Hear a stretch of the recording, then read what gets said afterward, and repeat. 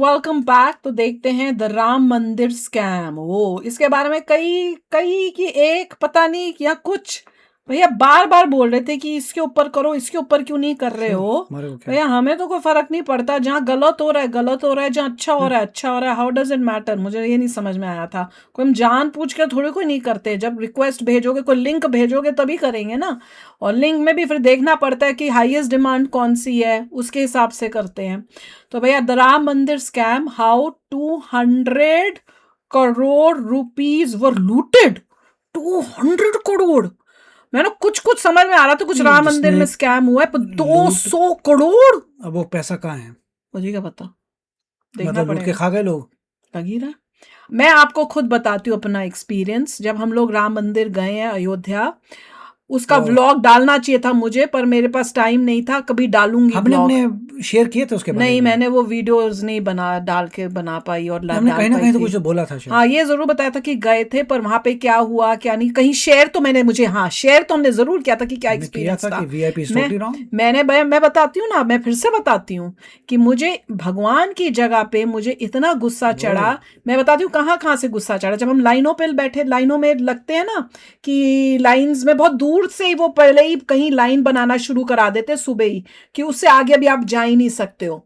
तो उसमें उन्होंने ना वो पोल से बनाए हुए होते हैं, बैरियर से, उसमें वहां पे आपको बाद में बोलते हैं कि वहां पे जाके खड़े हो जाओ। बड़ी कचरा काम था। पहले तो सड़क पे ही खड़े रहो, फिर उसके बाद वो कहेंगे कि, और मैं गए थे हम लोग, मैं और ऋषि अकेले गए थे। हमें इस तरह से मिला था दर्शन करने का, ऑनलाइन जो करते हैं, जिसमें मेरे को और ऋषि को अलग मिला था, इनको मम्मी पापा के साथ अलग मिला था, हमें सुबह का मिला था, इनको पता नहीं अगले दिन के सुबह का मिला था कि पता नहीं रात का मिला था, ऐसा कुछ था। मतलब इतना गलत काम था कि लिमिटेड लोगों को देंगे, और वो भी ऐसे, और लोग उसको मिसयूज कैसे कर रहे हैं। मेरे आगे जब हम लाइन में खड़े हुए हैं, वो लोग कहते हैं हम तो 2-3 बार ही आ चुके हैं। मैंने कहा भैया इसमें मिलने में इतनी मुश्किल होती है। कहते नहीं, हमें तरीका पता है कैसे करना है। मैंने को समझ नहीं आया, हम तो ये हमारी दूसरी बारी। वो कहते हैं कि हमें पहले ही पता होता है। अभी यहाँ पे ना एक और लाइन बनेगी जो वीआईपी की होगी, वो वीआईपी को सबसे पहले पहले हमसे पहले यहाँ से हमसे पहले कर देंगे, और ये वहां जाके आगे खड़े होंगे। दैट्स द पॉइंट कि वीआईपी जाएंगे, तुम्हारे आगे खड़े होंगे, you will not be able to हाँ सी। ना, और मैं बता रही हूँ ना क्या क्या गड़बड़ थी। वीआईपी किस उसके हिसाब बाद से? पैसे के हिसाब से। हाँ तो भगवान पैसा चेक करता है। हाँ। भगवान देखता है कि इससे और पैसा ज्यादा है, ये ये हेवन जाएगा। और Screwed up ये people. वीआईपी जो थे, जिनको आगे ये लेके गए थे, ये खाली आगे नहीं खड़े हुए, ये जहां पे भगवान जी की मूर्ति थी ना, उसकी उस एरिया के अंदर भी घुस गए थे, जहां पे कोई अलाउड ही नहीं होता, जहां पे सिर्फ पंडित होते हैं। और हमारे फोन्स, बाकियों के फोन्स इन्होंने रखवा लिए थे कि आप कैमरे में शूटिंग नहीं कर सकते। वहां पे मैंने देखा वो लोग जो वीआईपी वाले थे, उनकी फोटोएं खींची जा रही हैं अंदर अंदर भगवान जी की मूर्ति के एरिया पंडित में, के साथ फोटो वहां खिंचवा पे। रहे हैं। हाँ, पंडित। और उनको डब्बों में प्रसाद मिल रहे हैं। अब आई डोंट नो वो खुद भी डब्बों में प्रसाद लेके आए ना थे, ना, क्या पंडित थे? दे रहा था। उनको डब्बों के प्रसाद मिल रहे हैं। और जब हम लोग लाइन में लग के सब पूछे, बड़ी मुश्किल से दिखा हमको। मुझे तो आधा टाइम दिखी नहीं। मैं बल्कि उनको जो वहां पे ऑर्गेनाइज करे थे, मैंने कहा यार कुछ ऐसा सिस्टम करो जिनकी हाइट छोटी होती है, उनको आगे का तो दिखे। अब हम जैसे यहाँ खड़े, मुझे कुछ दिख ही नहीं रहा, इतने लंबे लंबे लोगों को आपने आगे खड़े किया हुआ है। यहाँ कुछ करो कि बैठने का सिस्टम हो, या कुछ तो करो यार, कि सबको दर्शन तो हो जाए। उससे पता लगता है पुअर मैनेजमेंट बहुत गंदा। और मैं बताती हूँ, पंडित्स वर सो जिस तरह के थे वो पंडित जो थे, फिर उसके बाद जो प्रसाद दे रहे थे, तो मैं वहां पे कब से ऐसे हाथ करके रखा हुआ है। बाकी लोग आई जा रहे हैं, उनको दे ही जा रहे हैं, वो मुझको देख ही जा रहे हैं, मुझे नहीं दे रहे। मैं 2-3 टाइम उनकी तरफ देखा भी, पंडित की, वो मुझे देख कर भी नहीं दे रहे। मतलब वो पर्पसली चाहते कि मैं वहीं खड़ी रहूं। He is just watching me and letting me stand. और मेरे को समझ ही नहीं आ रहा कि मुझे क्यों खड़ा करके रखा हुआ है। इवेंचुअली मुझे बोलना पड़ा कि आप मुझे भी दे दो ना प्लीज, मैं भी तो वेट कर रही हूं। तो फिर मेरे को ना धीरे से बड़ा टाइम लगा के ऐसे हाथ में रखा। I was so upset. और मैं, ऋषि ने तो कहा मैं तो ले ही नहीं रहा, कहता मैं नहीं लूंगा। वो आगे चला गया। उसके बाद मैंने, मतलब इतना मिसमैनेजमेंट था, और कितना वीआईपी स्टेटस। मैंने कहा भगवान जी की जगह पे हमें मना करो, फोटो नहीं लेनी, जल्दी करो, उनको दब से रखा हुआ जैसे है। आप वीआईपी का सिस्टम कर दो, you are wrong. How did you determine कौन है वीआईपी कौन नहीं है भगवान का दर्शन के लिए? तुम कौन हो डिसाइड करने वाले? हाँ, तुम होते कौन हो? नोबडी। पॉइंट ये था। और साथ में जब फोन कोई अलाउड नहीं तो VIP नहीं बाकियों होना को चाहिए था, it फोन should क्यों be लग गया? equal। सुबह प्रसाद में भी तुम चीटिंग करते हो। तुम्हें जिसको जो मेहनत करेगा वो देख के आएगा। तुम्हें सुबह सुबह आना है, तुम देख लो, तुम्हें जो करना है कर लो, मगर VIP बिल्कुल नहीं होना चाहिए। There is no VIP in the eyes of God. और जैसे ही वो करते हो तुम सत्यानाश कर देते हो अपने पूरे सिस्टम का। बहुत, मुझे तो बहुत गुस्सा आया था तब, आई वॉज वेरी अपसेट। और जो बड़ी मेजर इश्यूज थी कि ये रोड जो है यहाँ तक रोड जाएगी, उसके आगे जो ट्रांसपोर्टेशन जाने से पैदल चल के और जाओ। खच्च नहीं, और ऑटो वालों को भी पता नहीं कहाँ पे वो क्या एरिया था, खच्चड़ एरिया में, जहाँ से गलियों कलियों से वो लेके जा रहे थे हमें। और मेरे को लगे कि ऋषि के साथ जा रही हूँ, ऑटो उसको वाले या ये दो भी इंडिया थे, दिख वो रहा तो है। देखो भाई हमें यहीं तक अलाउ, उसके आगे अलाउ नहीं करते। हाँ, उसके बाद चलो क्यों नहीं करते फिर यार? गलियों फलियों से पता नहीं कहाँ से चल के हमको Are you जाना पड़ा crazy? था। वो बोलते नहीं ट्रैफिक बहुत बढ़ जाता है। So what? आप ऐसा सिस्टम बनाओ कि कोई भी बंदा कहीं से जाके वहां पे उतर सके। नहीं जी आपको ये करना पड़ेगा, वो करना पड़ेगा। क्या पागलपन था। It was crazy. नहीं, बहुत मिसमैनेजमेंट हुआ मेरे को It तो। was मन not टेम्पल good. में बहुत उस टाइम लगा। मैंने कहा जो सच्चाई है सच्चाई है। It was सच्चाई not थी। managed और well. मैंने उसके बाद मैंने कहा कि उन बेनिफिट ऑफ डाउट देने की कोशिश की, ये सोचकर कि चलो अभी बन रहा है ना, अभी पूरा बना नहीं, इसलिए शायद ये गड़बड़ हो रही है या हो रहा है। पर वो VIP स्टेटस जो वो दे रहे थे, मैंने कहा वो तो इन्होंने जानबूझ के किया हुआ है। जान पहचान वाले निकल जाएंगे, पुलिस वाले खास उनके साथ हैं जी, उनको खास लेके आते ये हैं। कोई डिज्नीलैंड नहीं है जहाँ पे आप पैसा दे के प्रीमियम पास लेके घूमने चले जाओ। There is no such concept of VIP। नहीं होना चाहिए। भगवान का मंदिर है। या एनीवे, अब देखते हैं घोटाला क्या। मैंने को नहीं पता था, मुझे इतना पता था कुछ हुआ है, और ये लगा था कि जो है कुछ पकड़े भी जा रहे हैं, उन पे एक्शन भी लिया जा रहा है। कितने का घोटाला है, क्या एक्शन लिया जा रहा है, मुझे अभी तक उसका कुछ आइडिया नहीं है। तो देखते हैं ना, होप करती हूँ कि ये वीडियो अनबायस्ड होगा। अगर आपको इसमें कुछ लगे कि नहीं कुछ रॉन्ग है या नहीं है, क्योंकि मैंने न्यूज़ फॉलो नहीं किया कि चोरी की है। नहीं, मैं कह रही हूँ कि अगर अननेसेसरी गवर्नमेंट को या योगी जी को या BJP को टारगेट किया जा रहा है जबकि नहीं होना चाहिए, तो आप कमेंट सेक्शन में जरूर बताना, क्योंकि इस न्यूज़ पे मैंने कोई फॉलो अप नहीं किया कि मैं कुछ काउंटर कर सकूं जब मैं किसी की वीडियो देख रही हूँ। तो जनरली जब मैं वीडियो देखती हूँ और मुझे लगता है कि नहीं ये मेरा व्यू पॉइंट डिफरेंट है इस वीडियो से, तो मैं उस टाइम बोलती हूँ। पर इस केस में शायद मैं बोल ना पाऊं, क्योंकि कोई आइडिया नहीं हमें इस न्यूज़ का। तो चलो वीडियो शुरू करते हैं। और ये मुद्दा सिर्फ डकैती और चंदा चोरी तक सीमित नहीं है। जब पोल खुली तो पता चला कि यहाँ मंदिर को बनाने तक में घोटाला किया गया था। एक केस में तो 2 लोगों ने 2 करोड़ रुपए में एक जमीन खरीदी थी और इसे सिर्फ 10 मिनट बाद 18.5 करोड़ रुपए में ट्रस्ट को बेच दिया।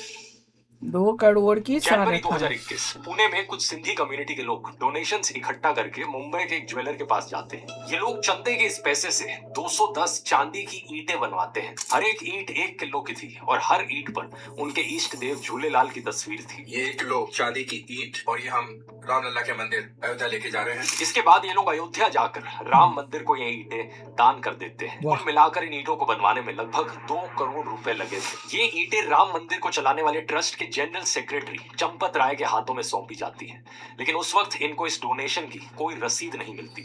इन लोगों से कहा जाता है कि पहले ईंटों की क्वालिटी की जांच की जाएगी और उसके बाद ही रसीद दी जाएगी। इन्हें लगा ठीक है कोई प्रॉब्लम नहीं, थोड़ा इंतजार कर लेते हैं। 6 महीने बीत जाते हैं, मिलेगी फिर नहीं 1 साल तो। बीत जाता है, 2 साल, 5 रसीद ही नहीं मिल रही। 5 साल बाद भी इनको इन चांदी की ईंटों की कोई रसीद नहीं मिलती। अब रसीद तो फिर भी एक चीज हुई दोस्तों, कहानी में ट्विस्ट ये है कि आज के दिन इन ईंटों का भी कोई अता पता नहीं है। किसी को नहीं पता ये चांदी की ईंटें आखिर गई कहां। और ये तो सिर्फ एक केस था। असलियत में ये स्कैम इतना बड़ा है कि अयोध्या के राम मंदिर में पिछले कुछ सालों में कैश से लेकर सोने चांदी के गहने, ईंटों से लेकर हार, सब कुछ गायब हुआ है। रिपोर्ट्स की माने तो यहाँ पर 200 करोड़ रुपए से लेकर हजारों करोड़ रुपए की डोनेशंस गायब हो गई है। आइए समझते हैं आज के इस वीडियो में कैसे भगवान राम के नाम पर लोगों की आस्था के साथ। मेरे को इतना पता है कि पापा हमेशा स्ट्रेस करते हैं, कभी मंदिरों में भी जब हम जाते हैं ना, अभी भी बचपन से ही, कि जब भी आप वो डालते हो भगवान जी के नाम पे, वो कैसे बोलते हैं, चंदा या डोनेशन का, ऐसे नहीं रख देना। मतलब वहां पर पापा कहते हैं वो जो प्रॉपर डब्बा होता है ना, जब उसी के अंदर डालो हमें। और मुझे कभी समझ नहीं आता था पापा डब्बे की, क्योंकि लोग तो ऐसी बाहर ही ऐसे चढ़ा देते हैं या डब्बे से बाहर होते हैं। तो पापा ने मुझे बताया था कि नहीं, ये जो डब्बे में होगा ये प्रॉपर जाएगा मंदिर के जो प्रॉपर होंगे, जो बाहर होता है ये दूसरे लोग जो है ये उठा लेते हैं, कई बार पंडित या अपना कर उठा के ले जाते हैं। तो कभी उसमें नहीं करो, मंदिर के उसमें डालो, ताकि वहां से जो करेक्ट बंदा है वो ही निकाल के यूज करेगा। तो मैंने उसके बाद से हमने मेक श्योर किया कि जब भी डालते हैं उन डब्बों में ही, मंदिर में कहीं पे भी जाए, वो कहाँ है वो उसी में डालें। और वो जानबूझ के, पापा कहते हैं कई बार वो जानबूझ के ना एक थाली या कुछ रख देंगे, उसमें कुछ पैसे रख देंगे, धीरे धीरे लोग उसी में डालने लग जाते हैं, डब्बे में कोई डालता नहीं है। तो ये आप भी लोग नोट करना, इससे मुझे याद आया। खिलवाड़ किया गया और जनता को ही लूट लिया गया। वीडियो शुरू करने से पहले बताना चाहूंगा दोस्तों, इस महीने 26 जुलाई को AI मास्टर क्लास वापस आ रही है। वो आगे निकालना, गाने बनाने की बुक कीजिए, लिंक नीचे डिस्क्रिप्शन में या डिस्क्रिप्शन में मिल जाएगा।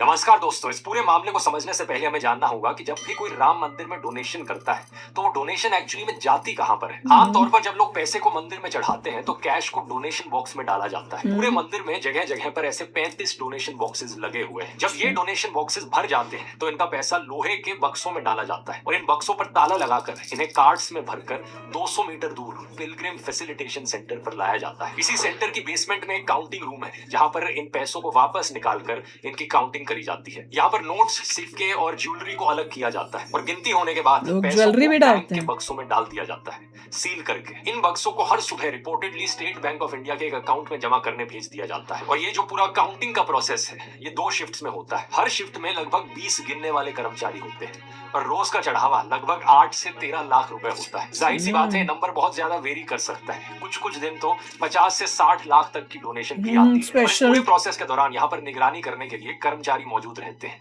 और हर समय CCTV से नजर रखी जाती है। अब आते हैं बैंक पर। ये सारा पैसा जाता है श्री राम जन्मभूमि तीर्थ क्षेत्र के बैंक अकाउंट के अंदर, जिसे राम मंदिर के निर्माण और मैनेजमेंट के लिए फरवरी 2020 में मोदी सरकार ने बनाया था। एक स्वायत्त ट्रस्ट श्री राम जन्मभूमि तीर्थ क्षेत्र। इस ट्रस्ट में कुल 15 मेंबर्स हैं, जिनमें से 6 रिलीजियस फिगर्स हैं और बाकी लोगों में से ज्यादातर ऐसे लोग हैं जिनका नरेंद्र मोदी और बीजेपी RSS से सीधा कनेक्शन है। उदाहरण के तौर पे नरेंद्र मोदी के प्रिंसिपल सेक्रेटरी रहे नृपेंद्र मिश्रा इस मंदिर निर्माण समिति के अध्यक्ष हैं। ऐसे ही इस ट्रस्ट का पूरा स्ट्रक्चर अभी के chief election commissioner Gyanesh Kumar ने तैयार किया था। इसके अलावा RSS से जुड़े रहे अनिल मिश्रा और कृष्णा मोहन को भी ट्रस्ट का मेंबर बनाया गया था। ये सब मैं आपको इसलिए बता रहा हूं ताकि आप समझ सको कि ये कोई इंडिपेंडेंट ट्रस्ट नहीं है। यहाँ पर सरकार की डायरेक्ट इन्वॉल्वमेंट है और सरकार से जुड़े लोग ही इस मंदिर को चला रहे हैं। इस ट्रस्ट के सबसे पावरफुल इंसान थे चंपत राय, जो एक समय पर RSS के साथ थे और विश्व हिंदू परिषद के वाइस प्रेसिडेंट भी हैं। इन्हें इस ट्रस्ट का जनरल सेक्रेटरी बनाया गया था।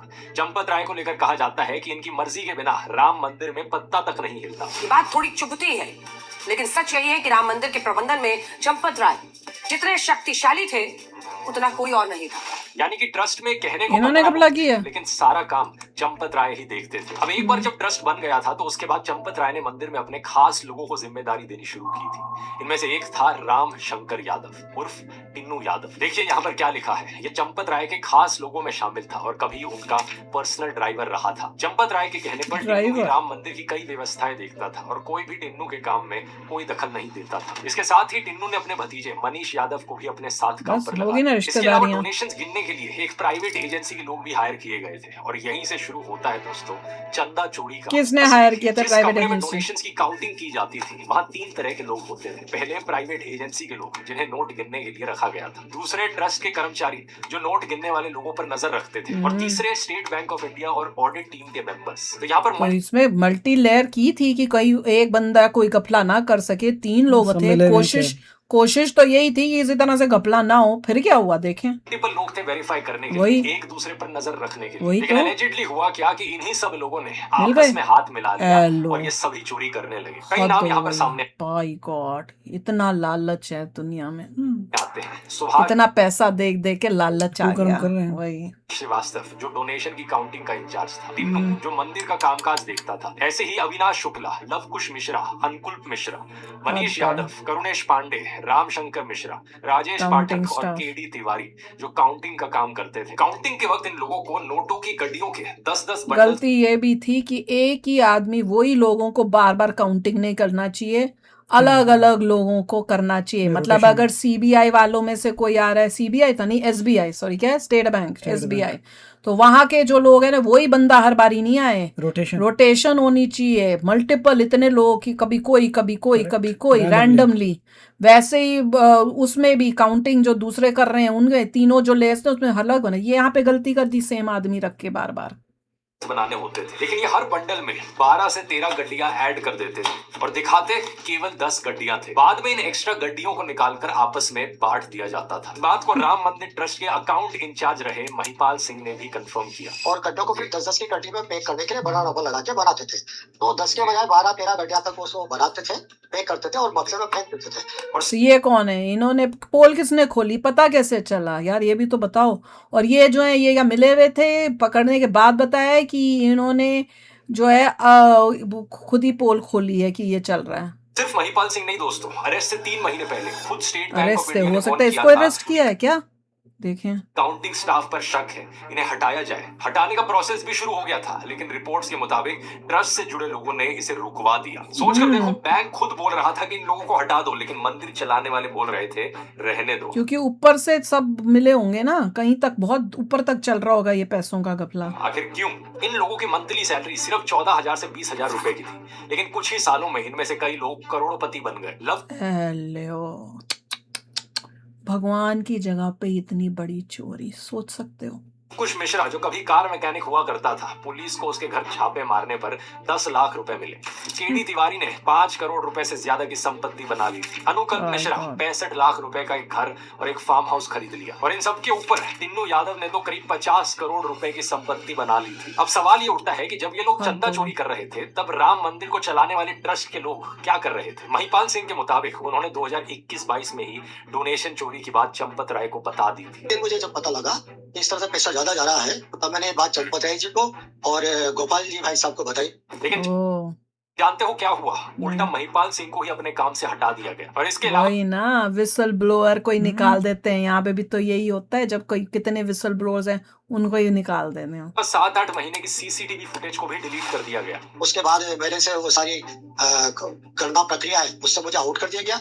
मेरी जगह दूसरे आदमी को बुलाया गया और उस दूसरे आदमी को लाने से पहले सीसीटीवी फुटेज जो है 7-8 महीने की, वो सारी डिलीट की गई। बहुत से लोकल लोगों का कहना है कि वो पहले से ही स्कैम के बारे में जानते थे। कई सालों से वो स्कैम होते हुए देख रहे थे, और लेकिन पब्लिक के सामने ये स्कैम तब आया जब 7 जून को समाजवादी पार्टी के चीफ अखिलेश यादव ने ट्वीट करके ये मुद्दा उठाया। हालांकि इस ट्वीट के बाद वो अखिलेश ने क्या ट्वीट की थी और उसको कैसे पता चला ये हो रहा है? भी चंपत राय ने कहा कि डोनेशन के ऑडिट में कोई गड़बड़ी नहीं मिली है। कोई भी उल्लेखनीय बात किसी के भी ध्यान में अभी तक नहीं आई है। लेकिन अगले कुछ दिनों में कई सारी ऐसी कहानियां बाहर आने लगी, जहां पर लोगों ने कहा कि हमने सोने चांदी के हार डोनेट किए हैं, हमने अपने गहने मंदिर में चंदे के तौर पर दिए हैं और हमें कोई रसीद नहीं दी गई। शिवसेना के संजय राउत ने भी आरोप लगाया कि उनकी पार्टी ने भी 1 करोड़ रुपए और लगभग 25 किलो की चांदी की ईंटें दान करी थी, लेकिन उनको भी रसीद नहीं मिली। इसी तरह मुंबई के बड़े कारोबारी अनिल विश्वकर्मा ने चांदी का 3 किलो का हार और 1 किलो की चरण पादुका दान की थी। टिन्नू यादव ने इन्हें भी अपने पास रख लिया था और इनकी भी रसीद नहीं दी गई। चंदा चोरी तो एक चीज हुई, तो ये तो उसी टाइम रेड फ्लैग था कि जब तुमको मिल ही नहीं रहा तो वहीं पता चल गया था। लेकिन राम मंदिर में खुलेआम डकैती भी हो रही है सालों से।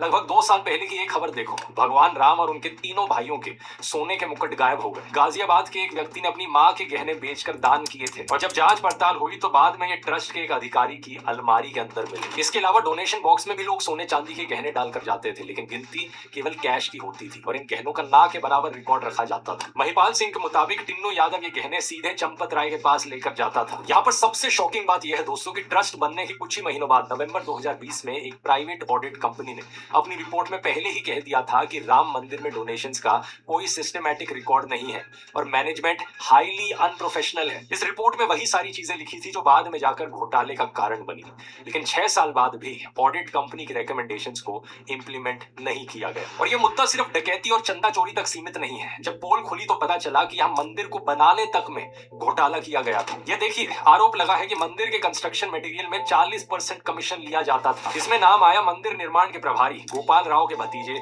सोमेश आनंद का। दैनिक भास्कर की रिपोर्ट के मुताबिक सोमेश की अनुमति के बिना मंदिर के निर्माण में लगे किसी ठेकेदार को पेमेंट नहीं होती थी। इसके अलावा यहाँ पर लैंड डील्स में भी एक बहुत बड़ा स्कैम किया गया है। जब मंदिर बनाया जा रहा था तब कुछ लोगों ने सस्ते में जमीनें खरीदी और इन्हें बहुत ज्यादा कीमत पर ट्रस्ट को बेच दिया। दैनिक भास्कर की रिपोर्ट के मुताबिक ट्रस्ट ने 17 गुना ज्यादा कीमत तक पर जमीनें खरीदी हैं। एक केस में तो 2 लोगों ने 2 करोड़ रुपए में एक जमीन खरीदी थी और इसे सिर्फ 10 मिनट बाद बाद 18.5 करोड़ रुपए में ट्रस्ट को बेच दिया। आरोप यह है कि ऐसी डील्स में चंपत राय के भतीजे चंदन राय की मुख्य भूमिका रहती थी, जो मंदिर बनने से पहले एक किराए के मकान में रहता था, लेकिन मंदिर बनने के बाद उसने अयोध्या में कई बीघा जमीन खरीदी और हरिद्वार में एक होटल तक बना डाला। और ये कोई नया खुलासा नहीं है दोस्तों, ये डॉक्यूमेंट जून 2021 में ही सामने आ गए थे। तब भी सीबीआई और ईडी जांच की मांग हुई थी, लेकिन जांच तो छोड़ो, चंपत राय से किसी ने सवाल तक नहीं पूछा। वो 5 साल और कुर्सी पर बैठे रहे। मतलब इतने बड़े बड़े घोटाले कभी आपने सुना है एक ही प्रोजेक्ट में हो रहे हैं? जमीन खरीदने से लेकर राम मंदिर के निर्माण और डोनेशन तक में घोटाला किया गया है। और इस निकम्मी सरकार की आंखें बंद थी। अब ये जानबूझकर थी या वैसे ही थी? इसका मतलब जिनको दुख की बात ट्रस्ट है। करके ये एक सौंपा गया काम, वो ही धोखेबाज निकल दुख आए। की बात है। अब ये देखना पड़ेगा। अब इसमें आप में ये अगर कहो कि भैया ये टॉप मोदी जी के ऊपर ब्लेम चला जाए तो वो नहीं। तो टोटली रॉन्ग होगा, नहीं। क्योंकि वो ये नहीं कर रहे। अगर नीचे के लोग गड़बड़ हैं, ये देखना, ये तो अब देखना पड़ेगा कि ये जो पैसा का घोटाला हो रहा था कहाँ से कहाँ तक जा रहा था, कितना ऊपर तक जाके स्टॉप हुआ, वहां से लेके सब नीचे वालों को पकड़ के उनको सजा दी जानी चाहिए। तो ये वो मंदिर के अंदर जिनको सोचा कि ये लोग अच्छा काम करेंगे, इन्होंने उसका ही फायदा उठाया। जो भी मैनेज करा था उसको बाबा करो। हाँ, पहले सबको जो करो। मैनेज करा था उसको हाँ। बाबा करो। जिन्होंने कुकर्म किया उनको और जेल देखो हो, ये पैसे पकड़ा कहाँ जाए, कहाँ कहाँ रिकवर निकले। करो सारा यार, पैसा। सारा अब पैसा देखना ले ये आओ। कि ये सब हुआ कि नहीं हुआ। और उसको यूज करो मंदिर के लिए, बाकी बेनिफिट के लिए। और ये वीआईपी कल्चर तो पूरा बंद करो। राइट। सबके लिए एक जैसा होना चाहिए, कोई VIP प्रॉपर culture नहीं, सिस्टम there's no होना such thing, चाहिए। right? और आरतियों के लिए और वो सब के लिए भी इनफ होना चाहिए कि सब दुनिया देख जाके कर सके उस आरती में। ये नहीं गिनती के बस कोई कुछ भी- लोग जा कोई भी सकते हैं। सेलिब्रिटी को आना, he can come with his हाँ। गार्ड्स, बट ऐसा स्पेशल नहीं मिलेगा। हाँ, सब कोई लोग नहीं- जैसे खड़े, नहीं तुम भी खड़े हो जाओ, हाँ, तुम्हारे चारों तुम guards हैं, एक्टर that's हो, fine. एक्टर हो या तुम कोई मिनिस्टर हो या कुछ हो, नहीं होगा। भगवान की जगह पे नॉर्मल इंसान की तरह आना है, आओ, नहीं तो मत आओ। Correct. ये तुमने प्रोफेशन चूज किया था, उस भगवान जी ने नहीं बोला था। तुम कोई मंदिर दूसरे मंदिर है, मंदिर की जगह पे ये नहीं होगा कि तुमको पहले भेज दें, तब तक सब वो रहे उसको करो, नहीं तो फिर मत जाओ। इतना ही है, तुम्हें अपनी जान की इतनी परवाह है तो मत जाओ मंदिर। दूसरे लोगों को खज्जल करके तुम भगवान का, तुमको वीआईपी स्टेटस मिल जाएगा भगवान के लिए, बिल्कुल गलत है। तो चलो आप भी शेयर करना अपने थॉट्स। चलते हैं, मिलेंगे नेक्स्ट वीडियो में बहुत ही जल्द। Till then take care and bye bye.